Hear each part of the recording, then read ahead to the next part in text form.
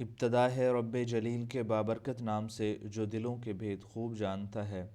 आप तमाम को एक मरतबा फिर मेडिसिनल केमिस्ट्री के लेक्चर में खुश आमदीद। मेडिसिनल केमिस्ट्री के हवाले से जो पिछले 2 लेक्चर्स में हमने टॉपिक डिस्कस किया था वो स्ट्रक्चर एक्टिविटी रिलेशनशिप था और है और चल रहा है अभी तक। स्ट्रक्चर एक्टिविटी रिलेशनशिप के हवाले से हमने कुछ फर्दर इसके सब टॉपिक डिस्कस करने थे, जिसमें इसकी फ़िज़िको केमिकल प्रॉपर्टीज़ का क्या किरदार है स्ट्रक्चर एक्टिविटी रिलेशनशिप के अंदर। फिर फ़िज़ियो केमिकल प्रॉपर्टीज़ के हवाले से हमने ड्रग्स की एसिड बेस नेचर डिस्कस कर ली है और आयोनाइजेशन के हवाले से कुछ बातें डिस्कस कर ली हैं और कुछ आज करेंगे। और मॉलिक्यूलर स्ट्रक्चर और फंक्शनल ग्रुप का रोल हमने डिस्कस कर लिया है स्ट्रक्चर एक्टिविटी रिलेशनशिप के हवाले से। उम्मीद है वो लेक्चर आपको हमारा पसंद आया होगा। अगर किसी ने वो लेक्चर अभी तक नहीं देखा तो वो दोबारा हमारे यूट्यूब चैनल पाकिस्तान केमिस्ट्री पे जाके हमारे तमाम लेक्चर सुन सकता है। आज हम जो बात डिस्कस करने जा रहे हैं वो सॉल्युबिलिटी ऑफ ड्रग के हवाले से बात करेंगे। सबसे पहले तो हम सॉल्युबिलिटी की बात कर लेते हैं कि सॉल्युबिलिटी का क्या रोल होता है ड्रग एडमिनिस्ट्रेशन के हवाले से, ड्रग एब्जॉर्प्शन के हवाले से। Solubility of drug is one of the most important parameter to achieve desired concentration of drug in the systemic circulation of desired pharmacological response। Drug की सॉल्युबिलिटी को देखना इसलिए ज़रूरी है क्योंकि हम ड्रग की एब्जॉर्प्शन करवाना चाहते हैं और ड्रग जितनी अच्छी एब्जॉर्ब होगी हमारे सिस्टम के अंदर वो हमारे डिज़ायर्ड फार्माकोलॉजिकल रिस्पॉन्स उतने बेहतर से बेहतर हमें दे सकती है। लो aqueous solubility is the major problem along with the formulation development of new drugs as well as with generic development। जितनी कम से कम डेवलपमेंट इसकी सॉल्युबिलिटी होगी ड्रग की, उससे एक तो फार्माकोलॉजिकल हमें रिस्पॉन्स अच्छा नहीं मिलेगा क्योंकि वो अब्जॉर्ब अच्छे नहीं होंगे। फिर नई ड्रग की डेवलपमेंट के अंदर हमें ये बातों का ध्यान रखना पड़ता है कि इसकी सॉल्युबिलिटी वाटर के हवाले से कितनी है, लिपिड्स के हवाले से कितनी है, किस पीएच पे एब्जॉर्ब होगी। तो ये कुछ प्रॉब्लम्स फिर हमें फेस करने पड़ते हैं, इसलिए ज़रूरी है इन प्रॉब्लम्स को मिनिमाइज़ करने के लिए हम ड्रग की सॉल्युबिलिटी ज़रूर स्टडी करें। मोर देन 40% ऐसी ड्रग्स मौजूद हैं फार्मास्यूटिकल इंडस्ट्री के अंदर जो प्रैक्टिकली वाटर के अंदर इनसॉल्युबल हैं। अगर प्रैक्टिकली इनसॉल्युबल हैं तो फिर हमारी बॉडी तो 70 to 75% कंसिस्ट ही वाटर पे है, तो ये वाटर में सॉल्युबल नहीं है तो फिर क्या वो ड्रग के तौर पे काम नहीं कर रही, फिर वो मेडिकल स्टोर के ऊपर क्यों सेल की जा रही हैं पब्लिक के लिए। तो उनका भी तो कोई नेमुल बदल होगा ना। अगर वो वाटर में सॉल्युबल नहीं है तो फिर उनकी सॉल्युबिलिटी लिपिड्स में फिर चेक की जाती है। हम बात कर लेते हैं थोड़ी सी वाटर सॉल्युबिलिटी की, फिर हम लिपिड सॉल्युबिलिटी की तरफ आ जाएंगे। Solubility is the major challenge for scientist. Drug की फार्मूलेशन के लिए वाकई केमिकल केमिस्ट के लिए, ड्रग बनाने वालों के लिए और फार्मास्यूटिकल केमिस्ट्री वालों के लिए ये बहुत बड़ा चैलेंज होता है क्योंकि drug to be absorb must be present in the form of solution at the site of absorption. जहाँ उसने एब्जॉर्ब होना है वहाँ वो सोल्यूशन फॉर्म में होनी चाहिए। अगर वो सोल्यूशन फॉर्म में नहीं है तो एब्जॉर्ब कैसे होगी। Various techniques have been used for enhance the solubility of poorly soluble drugs। फिर ये जो हल नहीं हो रही सोल्यूशन के अंदर, फिर उनको सॉल्युबल करने के लिए कई टेक्निक्स का इस्तेमाल किया जाता है। वो टेक्निक्स जो हैं वो फिज़िकल मॉडिफिकेशंस भी हो सकती हैं, वो केमिकल मॉडिफिकेशंस भी हो सकती हैं। ठीक है जी। अच्छा जी, अब फ़िज़िकल और केमिकल मॉडिफिकेशंस के हवाले से हम बात करेंगे आगे चल के। फिर आगे अगली बात हम कर रहे हैं कि सॉल्युबिलिटी की इम्पोर्टेंस क्या है। इसको हम एक एग्जाम्पल के ज़रिए हम थोड़ा सा जस्टिफाई कर लेते हैं। जैसे हम ज़्यादातर मेडिसिन, ये स्टार्ट में जो मेडिसिन दी जाती थी, फिर आस्ता आस्ता जिद्दत आती गई मेडिसिन की एडमिनिस्ट्रेशन के हवाले से। जब शुरू शुरू में ड्रग एडमिनिस्ट्रेशन के हवाले से बात होती थी तो हमेशा ऑरली एडमिनिस्ट्रेशन करवाई जाती थी। मेडिसिन ज़्यादातर ऑरली दी जाती थी। Oral injection is the most convenient and most implied route for drug delivery. तो सबसे कॉमन रूट यही है। Due to its ease of administration, अब आसानी से इसको लिया जा सकता है बाई ऑरल, तकलीफ़ भी नहीं होती है। इंजेक्शन के ज़रिए तकलीफ़ से भी गुज़रना पड़ता है। पेशेंट डिमांड के ऊपर भी डिपेंड करता है, क्योंकि कई सारे पेशेंट इंजेक्शन लगवाना पसंद नहीं करते, तो फिर उनको ऑरली मेडिसिन देनी पड़ती हैं। Efficient, least sterility limitations and flexibility in design of doses form. अब इसमें फ्लेक्सिबिलिटी भी है कि इसकी डोज आप चेंज कर सकते हैं। अच्छा, as a result many of generic drugs companies are inclined more to produce bio equivalent oral product, drug products. अब ज़्यादा से ज़्यादा कंपनियां कोशिश करती हैं कि ड्रग्स ऐसी बनाई जाएं जो ऑरली इंजेस्ट करवाई जा सकें, जिनके लिए जो रूट है वो ऑरल एडमिनिस्ट्रेशन वाला ज़्यादा है, होना चाहिए, क्योंकि ये पेशेंट्स के लिए भी ज़्यादा सूटेबल है। वो ज़्यादा इस चीज़ को पसंद करते हैं बजाय इसके कि उनको आईवी और आईएम इंजेक्शन या कोई और रूट ऑफ एडमिनिस्ट्रेशन दिया जाए। However, major challenge with the design of oral dosage form lies in the pure bioavailability. अब अगला प्रॉब्लम ये होता है कि ओरल डोजेज डिज़ाइन तो की जाए, लेकिन उनकी बायो अवेलेबिलिटी भी तो ज़्यादा से ज़्यादा होनी चाहिए ना। पुअर अवेलेबिलिटी नहीं होनी चाहिए, बायो अवेलेबिलिटी नहीं होनी चाहिए। जितनी ज़्यादा उनकी बायो अवेलेबिलिटी होगी वो उतनी ज़्यादा अपने फार्माकोलॉजिकल रिस्पॉन्स शो करेंगी। Oral bioavailability depend upon the several factors. Oral bioavailability के लिए जो फैक्टर्स काम करेंगे, जो मुतासर करेंगे बायोअवेलेबिलिटी को, वो एक्वस सॉल्युबिलिटी है, पीएच है। हमारे स्टमक की पीएच और होती है, हमारे इंटेस्टाइन में पीएच और होती है। ड्रग परमिएबिलिटी, क्योंकि ड्रग्स ने हमारे इंटेस्टाइन के अंदर बायोविलाई एब्जॉर्ब भी तो होना है। डेजोल्यूशन रेट यानी आयोनाइजेशन रेट उनका कितना है, फर्स्ट पास मेटाबॉलिज्म क्या रहेगा उनका, और परिसिस्टमिक मेटाबॉलिज्म क्या होगा, सस्टेबिलिटी ऑफ टू एलिमिनेशन क्या कितनी होगी इनकी, कितने दिन तक हमारे अंदर ये डोज रहेगी, कितने दिनों के बाद ये हमारे बॉडी से एलिमिनेट होगी, इसका मैकेनिज़्म क्या होगा। Most frequent causes of low oral bioavailability are attributed to poor solubility and low permeability.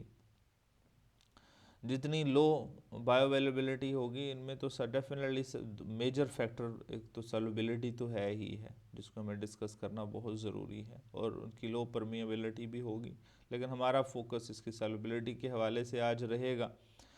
Solubility also play a major role for the other dose form like parenteral formulations as well. अच्छा, वो कौन से physiochemical proper factors हैं जिसकी वजह से bioavailability effect होती है। Factors affecting the dissolution and solubility. Bioavailability के लिए एक तो ड्रग की डिसोल्यूशन को स्टडी करना ज़रूरी है, और उसकी सॉल्युबिलिटी को, यानी डिसोल्यूशन की जगह आप आयोनाइजेशन डिस्कस कर बता सकते हैं। Factor affecting the ionization rate, physiological factor affect करते हैं एक तो डिसोल्यूशन रेट को। फिजियोलॉजिकल फैक्टर्स कौन से होते हैं कि पेशेंट्स की हेल्थ कैसी है, उसकी खुराक कैसी है, वो क्या पीता है, वो क्या खाता है।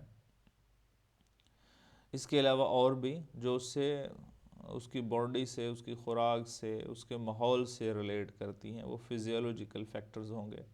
और वो फैक्टर जो ड्रग को के साथ ताल्लुक़ रखते हैं, फिजियोलॉजिकल फैक्टर नहीं, जो सिर्फ ड्रग के साथ ताल्लुक़ रखते हैं कि ड्रग जो है वो ज़्यादा से ज़्यादा बायो अवेलेबल हो किसी भी जगह, ख़ासकर हम गैस्ट्रोइंटेस्टाइनल फ्लूइड्स की बात कर लेते हैं, तो ड्रग डिज़ोल्व नहीं हो रही तो साइंटिस्ट इसके बारे में परेशान हैं, तो फिर वो मुख्तलिफ़ टेक्निक से उसको एब्ज़ॉर्ब करवाने की कोशिश करते हैं वाया डेजोल्यूशंस, उनके कम्प्लेक्सेशन कर ली जाए, उनके माइजल्स बना लिए जाए, मिज़िलर सॉल्युबलाइजेशन इसको कहते हैं, मिसल कहते हैं ऐसे कंपाउंड्स को जो सॉल्युबिलिटी ड्रग की बढ़ा दें, जैसे सरफेक्टेंट्स भी कह सकते हैं, सरफेक्टेंट्स जो हैं वो सॉल्युबिलिटी को इन्हांस कर देते हैं। एड्जॉर्प्शन उनकी एक फैक्टर है जो ड्रग के हवाले से एक मेन रोल अदा करती है। केमिकल स्टेबिलिटी ऑफ ड्रग है, क्योंकि वो ड्रग समटाइम्स ऐसे होती हैं कि हम ड्रग इंजेस्ट तो कर लेते हैं, वो स्टेबल नहीं रहती एब्जॉर्प्शन तक, वो हो सकता है डिके हो जाएं, वो डिस्ट्रॉय हो जाएं किस स्टमक की पीएच पे, तो इन चीज़ को भी मद्देनज़र रखना पड़ता है। अच्छा, फैक्टर्स अफेक्टिंग द ड्रग एब्जॉर्प्शंस, अब factor drug dissociation, lipid solubility, pH partition hypothesis of drug absorption, liquid solubility, molecular size, hydrogen bonding, molecular size को हम डिस्कस कर चुके हैं, लिपिड solubility, हाइड्रोजन बॉन्डिंग को हम आगे चल कर डिस्कस करेंगे। वैसे ये सारे का सारा जो टॉपिक हम यहाँ पे अब सिर्फ सिंपल सॉल्युबिलिटी में डिस्कस कर रहे हैं, इसको फार्माकोकाइनेटिक्स में भी हम डिस्कस करेंगे इंशाल्लाह। नेक्स्ट लेक्चर हम अपलोड करेंगे एक ये स्ट्रक्चर एक्टिविटी रिलेशनशिप के बारे में के बाद, जिसका ताल्लुक सिर्फ फार्माको थर्मोडायनामिक्स और फार्माकोकाइनेटिक्स के साथ होगा। उसमें ये बातें आपको दोबारा डिटेल के साथ देखने को मिलेंगी। Low aqueous solubility is major problem, definitely low aqueous solubility की मेजर प्रॉब्लम तो है। ड्रग सॉल्युबिलिटी जो है वो पीएच पे भी डिपेंड करती है, टेम्परेचर पे भी डिपेंड करती है, वॉल्यूम पे भी डिपेंड करती है, एंड कंटेंट्स ऑफ फ्लूइड्स पे भी डिपेंड करती है कि जिस फ्लूइड के अंदर जाना है, हमारे इंटेस्टाइन का फ्लूइड है, हमारे स्टमक का फ्लूइड है, उस पर भी तो ड्रग की सॉल्युबिलिटी डिपेंड करेगी ना। और हमारी खुराक जो है, फूड है, उस पर भी सॉल्युबिलिटी डिपेंड करती है। जैसे फूड के हवाले से अगर हम एग्जांपल ले लें, food can increase the solubility by increasing the volume into which drug can be solubilise, changing the pH of the fluid and increasing the concentration of bile salt 4 to 5 folds। हम अक्सर देखते हैं कि हम ज़्यादातर जो मेडिसिन या drugs हमें डॉक्टर रिकमेंड करते हैं, वो कहते हैं जी खाना खाने के बाद आपने ये ड्रग लेनी है, खाली पेट नहीं लेनी। अभी उसकी बुनियादी वजह यही होती है कि फूड से क्या होता है कि सॉल्युबिलिटी इंक्रीज़ हो जाती है ड्रग की। कहते क्यों हो जाती है? क्योंकि वॉल्यूम इंक्रीज़ हो जाता है फ्लूइड का, क्योंकि जब हम फूड लेते हैं तो हमारी स्टमक की वॉल्स जो हैं वो स्पेसिफिक फ्लूइड्स सक्रीट कर रही होती हैं, जिसकी वजह से फ्लूइड्स का वॉल्यूम बढ़ने से उसकी ड्रग की सॉल्युबिलिटी भी इंक्रीज़ हो जाती है। ठीक है जी। वाटर सॉल्युबिलिटी के हवाले से अगर हम बात करें तो solubility of drug molecule in the water greatly effect the routes of administration, absorption, distribution and eliminations. सारे फैक्टर इफेक्ट होते हैं वाटर सॉल्युबिलिटी के हवाले से। वाटर सॉल्युबिलिटी के को हम ज़्यादातर इसलिए भी डिस्कस करते हैं कि हमारी बॉडी का मेजर पोर्शन कंसिस्ट ही वाटर पे है। Water solubility of drugs depend upon the two main factors. कि वाटर के अंदर किसी ड्रग को सॉल्युबल होना है तो उसके लिए क्या चीज़ ज़रूरी है? ये वो ड्रग जाके या तो हाइड्रोजन बॉन्डिंग बनाए। हाइड्रोजन बॉन्डिंग मॉलिक्यूल के ड्रग मॉलिक्यूल में कौन बनाता है? डेफिनेटली वो फंक्शनल ग्रुप बनाते हैं। वो पोलर फंक्शनल ग्रुप बना हो सकते हैं, कार्बोक्सिलिक है, अमीनो फंक्शनल ग्रुप हैं, या एटसेट्रा कुछ और functional group, carbonyl functional groups हैं। और दूसरा फैक्टर जो है ionization potential of functional group, क्योंकि हम कुछ या ज़्यादातर ड्रग्स ऐसे भी तो इस्तेमाल करते हैं जिसमें फंक्शनल ग्रुप के हमने साल्ट बनाए होते हैं, जैसे कार्बोक्सिलिक ग्रुप हैं, इसका अल्कली मेटल के साल्ट इस्तेमाल कर लेते हैं या अल्कलाइन के साल्ट इस्तेमाल, मोस्टली अल्कली मेटल के हम साल्ट यूज़ करते हैं, सोडियम के, पोटाशियम के। उनकी आयोनाइजेशन ज़्यादा से ज़्यादा करते हैं ताकि उनकी सॉल्युबिलिटी ज़्यादा से ज़्यादा हो सके। लेकिन डिपेंड करता है कि हम वो किस जगह पे, किस साइड पे उसको एब्जॉर्ब करवाना चाह रहे होते हैं। हमें हर जगह फिर फंक्शनल ग्रुप की आयोनाइजेशन भी दरकार नहीं होती, कहीं पे आयोनाइजेशन नुकसान भी दे रही होती है जहाँ पे हमने इसकी लिपिड सॉल्युबिलिटी को इन्हांस करवाना है। हम सिर्फ यहाँ वाटर सॉल्युबिलिटी के हवाले से अगर बात करें तो water solubility measured in milligram पर लीटर, इसके लिए एक रेंज है कि लो वाटर सॉल्युबिलिटी हम कब कहेंगे, जब कोई भी 10 ड्रग जो है वो 10 ppm या 10 मिलीग्राम पर लीटर से कम सॉल्युबल हो। मॉडरेट कब कहते हैं जी, 10 to 1000 मिलीग्राम, 1000 मिलीग्राम 1 ग्राम तक जो है वो 1 लीटर के अंदर हल हो। हाई सॉल्युबिलिटी तब कब कहेंगे, जब 1 ग्राम से या 1000 मिलीग्राम से ज़्यादा हल हो तो हम उसे हाई वाटर सॉल्युबिलिटी कंसीडर कर लेते हैं।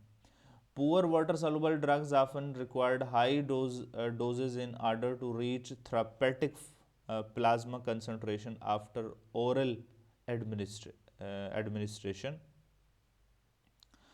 जो कम हल होती हैं फिर उनकी डोज फिर ज़्यादा देनी पड़ती है क्योंकि वो स्पारेंगली सॉल्युबल हैं, वो थोड़ी सी हल होती हैं।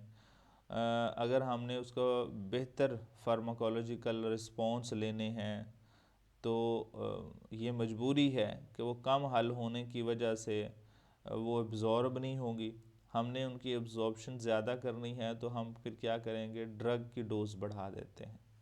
बायोअवेलेबिलिटी में भी enhanced by increasing the solubility and dissolution rate of drug in the gastrointestinal fluids। gastrointestinal fluid के हवाले से बात एग्जांपल दी हुई है यहाँ पे। ओरली ड्रग जो हम खाते हैं या तो वो स्टमक में एब्जॉर्ब होती हैं, इंटेस्टाइन में एब्जॉर्ब होती हैं, वो ज़्यादा से ज़्यादा हमें तभी एब्जॉर्प्शन के लिए अवेलेबल होंगी जब उनकी सॉल्युबिलिटी ज़्यादा से ज़्यादा होगी। अब कहते हैं जी सॉल्युबिलिटी को इन्हांस करने वाली क्या क्या टेक्निक्स हैं, किन किन मेथड से हम गैस्ट्रोइंटेस्टाइनल फ्लूइड्स के अंदर इनकी सॉल्युबिलिटी इंक्रीज़ कर सकते हैं ताकि हम इनसे बेहतर रिज़ल्ट मिल सकें। कुछ इसमें फिर केमिकल मॉडिफिकेशन करते हैं, कुछ फिज़िकल करते हैं, कुछ मिसलेनियस मॉडिफिकेशन कर रहे होते हैं। फिज़िकल मॉडिफिकेशन में क्या आता है जिसकी वजह से ड्रग जो है वो ज़्यादा से ज़्यादा सॉल्युबल हो जाएं और एब्जॉर्प्शन, उनकी एब्जॉर्प्शन उस ज़्यादा से ज़्यादा हो, पार्टिकल साइज़ उनका कम कर लें। फिज़िकल मॉडिफिकेशन में माइक्रो आयोनाइजेशन कह सकते हैं हम इसको, माइक्रोनाइजेशन, नैनो सस्पेंशन, उसके सस्पेंशन बना लिए जाएं। जैसे सिरप आते हैं, हम सिरप मोस्टली बच्चों के लिए वो सस्पेंशन फार्म में होते हैं। क्योंकि सस्पेंशन क्यों बनाए जाते हैं, क्योंकि उनकी बायोअवेलेबिलिटी ज़्यादा हो। Modification crystal habit like polymorphs, amorphs form, co crystallisation, crystal structure में तब्दीली लाई जाती है। ये पोलीमार्फ्स और एमॉर्फ्स ये केमिस्ट्री वाले ज़्यादा बेहतर जानते हैं। Drug dispersion is carriers like eutectic mixtures, solid dispersion, solid solutions and cryogenic techniques. ये मुख्तलिफ टेक्निक्स हैं जो कि फ़िज़िकल मॉडिफिकेशंस में आती हैं जिसकी वजह से इन ड्रग की एब्जॉर्प्शन इंक्रीज़ हो और ज़्यादा से ज़्यादा और मैक्सिमम फार्माकोलॉजिकल हमें रिस्पॉन्सेस मिल सकें। इसके हवाले से ये सॉलिड डिस्पर्शन, सॉलिड डेफिनेट जितने ड्रग हैं वो सॉल्यूशन में तो आएंगी सॉलिड फॉर्म में। सॉलिड डिस्पर्शन और इलेक्ट्रोक्टेट मिक्सचर्स और क्रायोजेनिक टेक्निक्स जो हैं ये हम फिर कभी किसी लेक्चर में डिस्कस करेंगे कि क्या होती हैं। मेड केमिकल मॉडिफिकेशंस क्या होती हैं कि उसके पीएच चेंज की जाए, उसको एडजस्ट किया जाए पीएच को, ड्रग की पीएच को ऐसे एडजस्ट किया स्टमक की पीएच के हवाले से, इंटेस्टाइन की पीएच के हवाले से, ताकि वहाँ पे जाके सॉल्युबलाइजेशन ज़्यादा से ज़्यादा हो। यूज़ ऑफ बफ़र का इस्तेमाल किया जाए, उसके डेरिवेटिव्स बना लिए जाएं, कंप्लेक्सेशन कर ली जाए, साल्ट फॉर्मेशन कर ली जाए। तो साल्ट फॉर्मेशन करने से आयोनाइजेशन इंक्रीज़ हो सकती है, आयोनाइजेशन से फिर उसकी सॉल्युबिलिटी इंक्रीज़ हो सकती है। मिसलेनियस मेथड है कि super critical fluid process, use of surfactants यानी इस्तेमाल किए जाएँ। सरफेक्टेंट्स के बारे में पता है कि कोई चीज़ एक दूसरे में हल ना हो रही हो तो हम कोई तीसरी चीज़ लाते हैं ताकि वो दोनों को सॉल्युबलाइज कर सके, जैसे डिटर्जेंट्स हैं वो सरफेक्टेंट्स हैं। जैसे ऑयल और वाटर हल नहीं होते आपस में, इसी तरह अगर आपने ऑयल और वाटर को हल करना है एक दूसरे के साथ तो उसमें डिटर्जेंट्स यानी सरफेक्टेंट्स का इस्तेमाल कर लें। सरफेस एक्टिंग एजेंट्स इन्हें कहा जाता है। सॉल्युबलाइज़र इस्तेमाल कर लें। ये सरफेक्टेंट्स भी इनमें से एग्जांपल है सॉल्युबलाइज़र में कि वो हल नहीं हो रही, हमने कोई ऐसी चीज़ डाल दी है जो उसकी सॉल्युबिलिटी को ज़्यादा से ज़्यादा इस्तेमाल। को सॉल्वेंसी यानी कि हम सॉल्वेंट एक और ऐड कर दें ड्रग के साथ या सिरप बनाते हुए आमतौर पे, कि ताकि वो सॉल्वेंट उसके साथ ऐड करने से उसकी सॉल्युबिलिटी बढ़ा दे वो। और हाइड्रो ट्रॉफी जो है वो इसके अंदर इन्हांस की जाए। इसके अलावा नॉवल एक्सी पेशेंट्स हैं, ये मेथड अडॉप्ट किए जाएं जिसकी वजह से ड्रग की बायो अवेलेबिलिटी इंक्रीज़ हो सकती है या फिर उसकी बायो अवेलेबिलिटी इन्हांस हो सकती है। ठीक है जी। हाइड्रोट्रॉफी जो है एक ऐसा मेथड होता है जिसके अंदर हम सॉल्वेंट की बजाय कोई सल्यूट ऐसा ऐड कर रहे होते हैं ड्रग के साथ जो कि ड्रग की सॉल्युबिलिटी को इंक्रीज़ कर दे। ठीक है जी। अच्छा, ये तमाम काम करने के बाद भी हमें कोई हल नहीं मिल रहा सॉल्युबिलिटी का, यानी हमें तो सॉल्युबिलिटी क्यों चाहिए, उसके फार्माकोलॉजिकल रिस्पॉन्स बेहतर से बेहतर मिले, लेकिन हमें फार्माकोलॉजिकल रिस्पॉन्स बेहतर नहीं मिल रहे क्योंकि एब्जॉर्ब बेहतर नहीं हो रही ड्रग, तो फिर हमें रूट ऑफ एडमिनिस्ट्रेशन भी चेंज करने पड़ते हैं। जैसे हम IV, IM, intravenous injection, intramuscular injection जो है, ये एग्जाम्पल हैं जिसके ज़रिए हम ड्रग को एडमिनिस्ट्रेट करते हैं उनके बेहतर से बेहतर फार्माकोलॉजिकल रिस्पॉन्स के लिए। अच्छा जी, वाटर सॉल्युबिलिटी में एक बड़ा फैक्टर हमने डिस्कस किया था हाइड्रोजन बॉन्डिंग। हाइड्रोजन बॉन्डिंग के हवाले से अगर बात करें तो हम तमाम केमिस्ट्री के स्टूडेंट जानते हैं कि हाइड्रोजन बॉन्डिंग इंटरमॉलिक्यूलर फोर्सेस की स्ट्रॉन्गर टाइप है, और ये कौन से एलिमेंट्स बनाते हैं, मोर इलेक्ट्रोनेगेटिव एलिमेंट्स बनाते हैं। वो मोर इलेक्ट्रोनेगेटिव एलिमेंट जो हैं वो फ्लोरीन हो सकता है, वो क्लोरीन, ऑक्सीजन हो सकता है, वो नाइट्रोजन। लेकिन ड्रग की नज़र से देखा जाए तो उसमें दो मेन एलिमेंट जो हैं वो एक्टिव ज़्यादा होते हैं। मोस्ट ऑफ ड्रग में ऑक्सीजन आपको देखने में मिलेगी, नाइट्रोजन मिलेगी।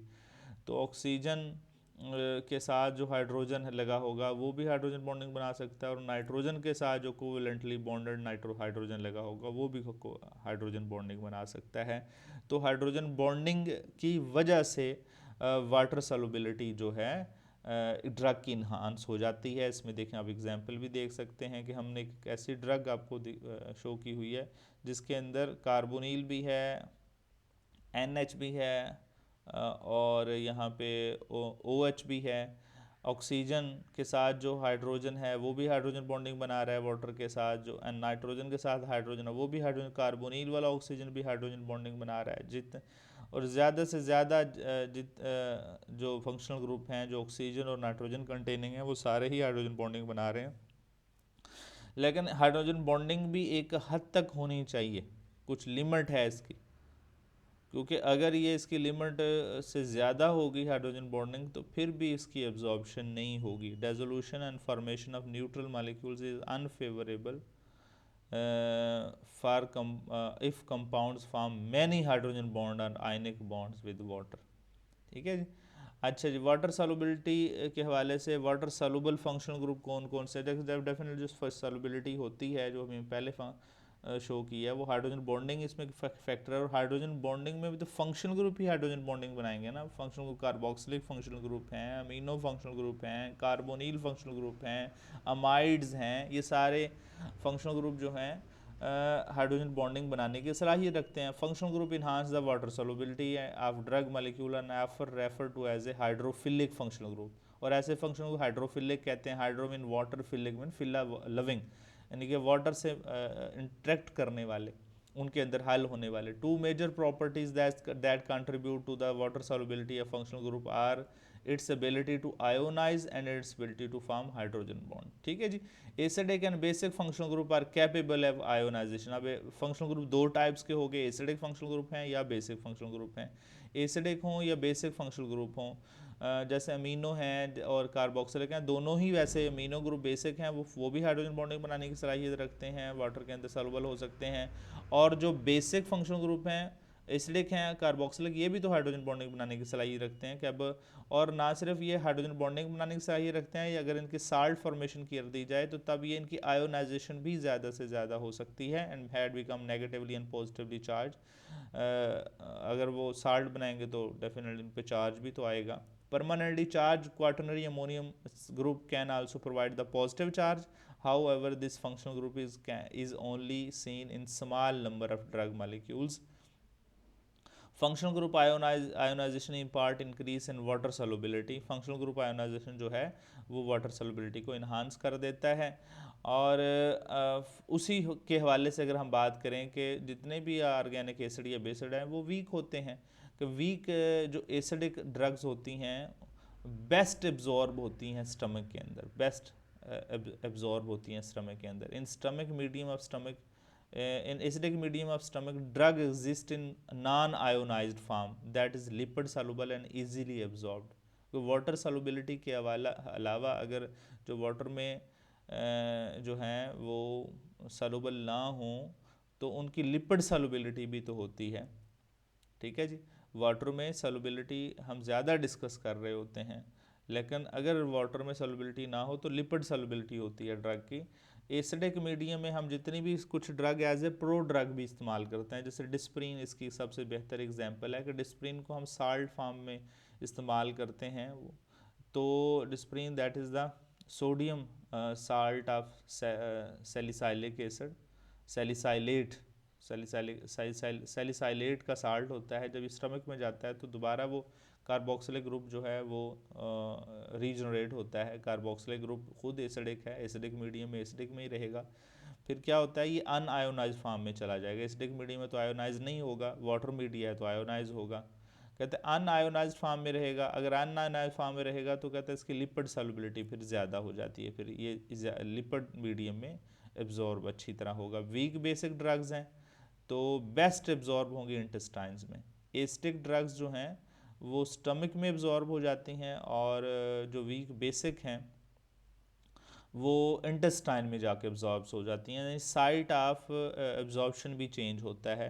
In the basic medium of intestine drug exist in non ionised form that is the lipid soluble and easily absorb. ठीक है जी। हमारे इंटेस्टाइन के अंदर भी तो क्या होता है कि बेसिक मीडियम की वजह से ड्रग नॉन आयोनाइज फॉर्म में रहेंगी, वहाँ भी लिपिड सॉल्युबिलिटी इनकी फिर इंक्रीज हो जाएगी। स्टमक में भी लिपिड सॉल्युबिलिटी की वजह से ही एब्जॉर्ब होती हैं, और हमारे अंदर इंटेस्टाइन के अंदर जहाँ पे एब्जॉर्ब होना होता है वहाँ भी लिपिड सॉल्युबिलिटी की वजह से ही हम ड्रग जो हैं वो एब्जॉर्ब होती हैं। चाहे ये इनकी एब्जॉर्प्शन साइड चेंज हो, चाहे स्टमक हो चाहे इंटेस्टाइन हो, लेकिन तमाम में कॉमन फैक्टर है कि ड्रग को सॉल्युबलाइज ज़रूर होना चाहिए, चाहे वो वाटर सॉल्युबलाइज हो चाहे वो हमारे अंदर लिपिड सॉल्युबलाइज हो। लेकिन शुरू में जैसे हमने एडमिनिस्ट्रेशन रूट बनाना होता है उस वक्त तो हमें इनका वाटर सॉल्युबलाइजेशन रिक्वायर्ड होती है। हमारे अंदर जाके स्टमक में या इंटेस्टाइन के अंदर वहाँ इनकी सॉल्युबिलिटी चेंज हो जाए तो वो अलग मैटर है। लेकिन ड्रग की एडमिनिस्ट्रेशन के लिए सबसे बेहतर चीज़ यही है कि ये वाटर सॉल्युबल होनी चाहिए ड्रग्स मैक्सिमम, और इसके बाद अगर नहीं हो रही तो फिर दूसरा आखिरी जो बचता है वो लिपिड सॉल्युबिलिटी बचती है हमारे पास। अच्छा जी, कहते हैं अनआयोनाइज्ड फॉर्म ही एब्जॉर्बेबल होती हैं। अनआयोनाइज, अच्छा अनआयोनाइज्ड फॉर्म और सॉल्युबिलिटी के हवाले से अगर बात करें, ज़रूरी नहीं कि जितनी भी ड्रग सॉल्युबल होती हैं वो सारी ही आयोनाइज हो जाएं, क्योंकि जैसे हम शुगर है, ग्लूकोज है, चीनी है, पानी में डालते हैं तो वो आयोनाइज तो नहीं ना होती, वो तो हाइड्रोजन बॉन्डिंग बनाती है। हल होना एक अलग मैटर है, आयोनाइज होना एक अलग मैटर है। हल होने के, तो वो कहता है जब हल हो जाए ड्रग्स तो ज़्यादातर ड्रग की नेचर ऐसी होनी चाहिए कि वो दोबारा अपनी उसी हालत में वापस आ जाएं जिसमें पहले थी, यानी न्यूट्रल फॉर्म में थी। क्योंकि वो फिर लिपिड, हमारे बाइल एसिड्स के हवाले से भी बात करें, हमारे स्टमक के हवाले से भी बात करें, हमारे जो सेल्स के अंदर उन्होंने जाना है, तो वहाँ पे तो ज़्यादातर कोशिश देखें कि हमारे सेल मेम्ब्रेन में भी तो लिपिड्स मौजूद होता है, उन्होंने सेल के अंदर इंट्रेंस देनी है, तो उनको फिर लिपिड सॉल्युबल ज़्यादा होना चाहिए। वाटर सॉल्युबिलिटी तो तब तक काम करेगी हमारी जैसी ड्रग्स जब तक हम उसे एडमिनिस्ट्रेट नहीं कर सकते। आगे जाके इनकी सॉल्युबिलिटी भी चेंज होगी, सॉल्युबिलिटी चेंज होगी तो फिर आगे इनके एब्जॉर्प्शन भी चेंज होगी, एब्जॉर्प्शन चेंज होगी तो फिर इनका मैकेनिज़्म भी चेंज हो जाएगा फिर। ठीक है जी। अच्छा जी, अब यहाँ पे देखें unionised form act like a non polar lipids and soluble non polar lipid soluble compounds and can cross body membrane. हमारे मेम्ब्रेन से अगर आसानी से क्रॉस करवानी है तो फिर उनकी लिपिड सॉल्युबिलिटी हमें देखनी पड़ती है। Ionize form is less lipid soluble and can not easily cross the body membrane. अब यहाँ पे ये प्रॉब्लम भी आ जाता है। एडमिनिस्ट्रेशन तक तो वाटर सॉल्युबिलिटी ठीक है, डिस्कस करते हैं हम कि वाटर सॉल्युबल होना चाहिए, सॉल्युबल होगा तो फिर हमारे अंदर तक जो है वो कहते हैं जी एब्जॉर्प्शन अच्छी होगी। लेकिन एब्जॉर्प्शन क्यों अच्छी होगी? एब्जॉर्प्शन इसलिए ही अच्छी होगी कि जब वो ड्रग्स हम लेते हैं, सम ड्रग प्रो ड्रग के तौर पे ले रहे होते हैं, वो ड्रग जो हैं अंदर जाके फिर न्यूट्रल हो जाती हैं। एसिड पे साल्ट थी तो अगर वो एसिड का साल्ट था तो दोबारा एसिड में चेंज हो जाएंगी, अगर बेसिक का साल्ट था दोबारा बेस में चेंज हो जाएंगी, यानी वो अपनी नॉर्मल न्यूट्रल हालत में आ जाएंगी। जब वो न्यूट्रल हालत में आएंगी तो फिर उनकी लिपिड सॉल्युबिलिटी फिर इंक्रीज़ हो जाती है। लिपिड सॉल्युबिलिटी इंक्रीज़ होगी तो फिर वो बॉडी मेम्ब्रेन से आसानी से क्रॉस कर जाएंगी। ठीक है जी। अब लिपिड सॉल्युबिलिटी के हवाले से एक हम एग्जांपल दे देते हैं। जैसे बारबी चुरेट्स हैं, बारबीटोन और थायोपेंटोन्स हैं, have similar dissociation constant. Dissociation constant salt form में इस्तेमाल की जाती हैं, ये भी साल्ट फॉर्म में देखें सोडियम का थायो साल्ट है, इस तरह यहाँ पे भी सोडियम का साल्ट इस्तेमाल करते हैं। तो आयोनाइजेशन तो दोनों की सेम है, लेकिन दोनों में फ़र्क क्या है? दोनों में फ़र्क ये है कि they're similar degree of ionisation at intestinal pH, same pH, intestinal pH पे आयोनाइज होते हैं। लेकिन थायोपेंटेनोन, ये वाला थायोपेंटेनोन है, is absorb much better than barbitone. Barbitone के मुकाबले में थायोपेंटोन जो है वो ज़्यादा अच्छा एब्जॉर्ब होता है इंटेस्टाइन में। रीज़न क्या है? Reason for this difference is that absorption of drug is also affected by lipid solubility of drug. Thiopentanone being more lipid soluble than barbitone exhibits the greater affinity for gastrointestinal membrane and thus for better absorb. ये better absorb होती है थायोपेंटेनोन as compare to बारबिटल्स, क्योंकि जब दोनों को salt form में इस्तेमाल करते हैं लेकिन दोनों ही पीएच पे जाके एक दोबारा अपनी इसी असल हालत में वापस आ जाती हैं। और फिर इसके बाद क्या होता है कि जो पेंटेनोन है ये ज़्यादा बेहतर एब्जॉर्ब होती है क्योंकि इसकी लिपिड सॉल्युबिलिटी ज़्यादा है, इसकी लिपिड सॉल्युबिलिटी कम है। उम्मीद है आपको हमारा आज का लेक्चर पसंद भी आया होगा और अच्छा लगा होगा, कुछ समझ भी आ गया होगा। कुछ आप लोगों ने भी बुक से स्टडी करना होता है ताकि आप बेहतर से बेहतर सॉल्युबिलिटी का कंसेप्ट बना सकें ड्रग के हवाले से और विद एग्जांपल। ठीक है जी। इंशाल्लाह फिर हम नेक्स्ट स्टीरियो केमिस्ट्री के फैक्टर को डिस्कस करेंगे कि किस तरह स्टीरियो केमिस्ट्री जो है ड्रग की इसकी एब्जॉर्प्शंस को और उसके स्ट्रक्चर एक्टिविटी रिलेशनशिप के हवाले से इफ़ेक्ट करती है। तब तक के लिए इजाज़त दीजिए। अल्लाह निगहबान।